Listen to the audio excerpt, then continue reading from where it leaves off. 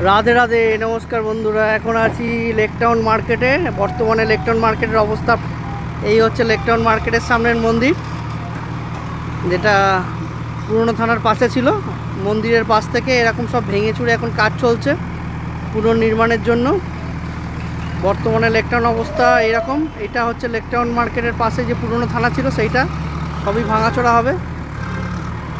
বর্তমানে লেকটাউন বাজার এই কন্ডিশনে আছে এখন। এই মন্দিরের পাশ থেকে এখানে এই জেসিবি দিয়ে কাজ চলছে।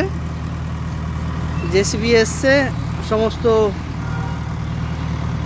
ডাস্টবিন থেকে নোংরা তুলে, আবর্জনা তুলে পরিষ্কার করছে। বর্তমানে লেকটাউন থানার পরিস্থিতি আপনাদের আপডেট দিলাম। এরপরে যেরকম যা হবে আপনাদের পরপর সব জানাতে থাকবো।